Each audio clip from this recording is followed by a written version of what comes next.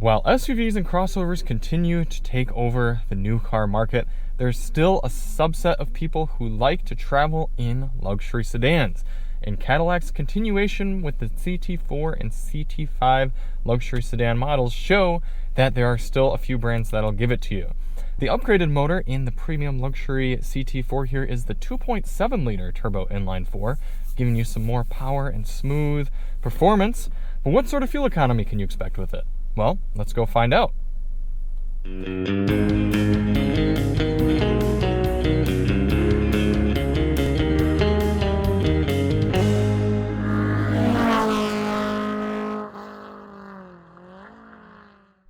Hey everybody, it's Charlie from Daily Motor, and today we've got the real-world highway fuel economy test on the 2023 Cadillac CT4 all-wheel drive with the 2.7. In today's test, we're going to head out and do 50 miles out and 50 miles back, averaging 70 miles per hour to get a realistic fuel economy number for this luxury compact sedan. Before we get started, let's hop out and take a look at it.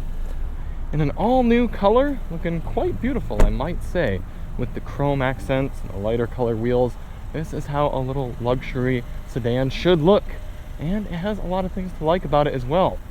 One of the best things is we will get to do this highway drive with GM's Super Cruise, which works very, very well, so I'm excited for that. If you do want to see more on the CT4 in general, check the link in the description. We've driven the V, we've driven the Blackwing, I think we've driven the 2-liter as well, so this is the last engine, and it's got some merits, that's for sure. So if you want to see any of those, check the links in the description. So why do we do this test? Well, the EPA's highway fuel economy test, which gives this CT4 29 miles per gallon, that test only averages 48 miles per hour. We know there are plenty of people who take their vehicles on longer road trips and would like to know what sort of number they can realistically expect here in the real world. In order to do that, we're going to head over to the gas station here, fill up, go up and do 100 miles, come back, fill up at the same pump using the same 3-click fueling method, and get a result. Few things to note for today. Outside temperature is 40 degrees Fahrenheit. Our tire pressures have been set to their door placard, 33 psi front, 36 psi rear. And we're going to have the climate control set at 73 degrees auto. All right, coming around here, I'm going to check the price of this gas. Okay. One of my least favorite things about the CT4 is that it still requires premium fuel, even with this non-super high performance version of the 2.7 liter. You gotta put premium in it, and out here in the Midwest, premium is $1 per gallon more than regular at most stations, including that Kroger that I just tried to fill up at. So it really does get into the point of like, okay, if you could get a Lexus SUV that takes regular or this Cadillac that takes premium, I mean, your fuel costs are going to be about the same, even if you're getting significantly less fuel economy with a larger vehicle. Been a minute since I've been at this pump. I was actually going to use my usual one, but it was out of power, so have to make do. All right, let's hop out and fill it up. 11.627 gallons going in for our first fill. Before we start the engine, we're going to reset the car's trip computer and our GPS, and we're ready to begin. A few different drive modes here in the CT4. We've got My Mode, Tour, Sport, Snow and Ice. We're going to do this drive in Tour. We can take it nice and easy over to the highway. It's about half a mile away, and pick up the test from there. Now the goal of this test isn't to hypermile. We're not trying to get the best possible fuel economy for this car, but rather a realistic figure. In order to do that, we're going to get up to highway speed here at a reasonable pace, or at least as reasonable as this Dodge Caravan is capable of doing. And we're going to set our cruise control at a GPS indicated 72 miles per hour. That should allow us to average 70 over the whole test. We're having to weave our way around this poor semi-truck who's dealing with that van that probably full tilt, to be honest. No shortage of torque here, 500 Newton meters specifically, if that matters to anybody. And it looks like our speedometer is pretty darn accurate. Almost looks GPS levels of accurate. I've always wondered that with the GMs, if they actually use GPS to set their speedometer, because you can see it's perfectly, well, just about perfectly mirroring my GPS unit there. So it looks like we can settle in at 72 miles per hour. Now I'm not sure if Super Cruise will work with my headset on, but let's see.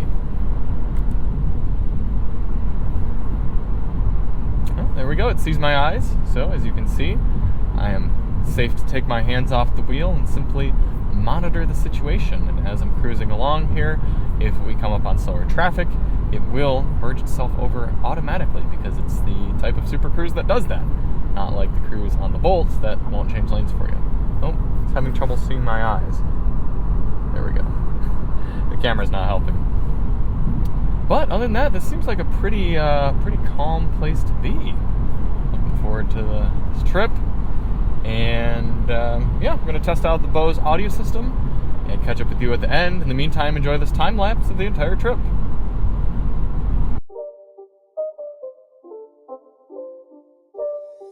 It's not a game, it's a rich thing.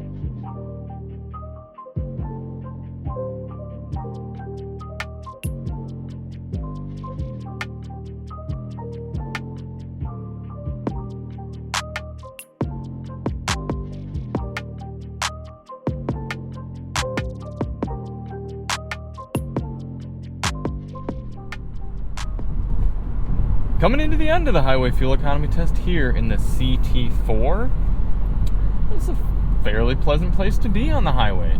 Now, I will say that my butt is getting a little bit restless in this seat, but I have been driving it for quite a bit today, and other than it not having any adjustable thigh support, overall, pretty decent seat setup. Also, interestingly enough, the climate control seems to be running way too hot. We set all our cars that we test at 73 degrees auto, and I was quite warm in this one. So I don't know what's up with that, but it's definitely warmer than 73 degrees in here. It's toasty.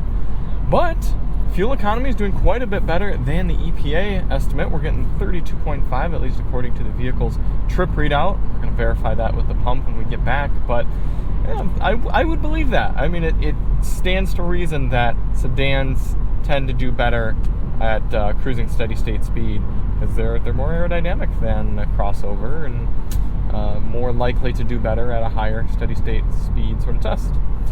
Super Cruise works really well. You definitely can't be looking off too much or anything. It will get angry at you and stop working, but it encourages you just to drive there and sit nicely and look out the window forward. So we're going to get back to the pump, fill this thing up, and see what sort of numbers we get. We did have to shorten our trip down a little bit because of some scheduling issues, if you will, with the original pump that we were going to use being out of electricity and having to use a different pump and everything. So we're going to be a little bit under 200 for today, but still should be plenty of mileage to get us an accurate readout. 3.100 gallons going in for our final fill. 93.3 miles traveled divided by 3.1 gallons going in is giving us 30 miles per gallon according to our calculations. So still a little bit higher than EPA, but a little bit lower than the vehicle's readout. So I don't know. What do you think? 30, a little bit colder weather, but we average 70 miles per hour. So I'd say 30 to 31 is going to be a good readout for you, but I think just being able to know that you're going to be able to get 30 miles per gallon cruising steady state 70 miles per hour in the CT4 with the 2.7 and all-wheel drive, still fairly decent. Now that being said, being a smaller sedan compared to some of its competitors, there's definitely other cars, BMW 3 Series, that is going to be able to get quite a bit better than that, but at least you're breaking that 30 mile per gallon mark. If we take 30 miles per gallon and multiply it by the 17 gallon fuel tank in here, you are getting an effective highway cruising range of 510 miles. So that is going to make it so you can definitely burn some miles in this thing on the highway and not have to worry about constantly filling it up. So thank you all so much for watching.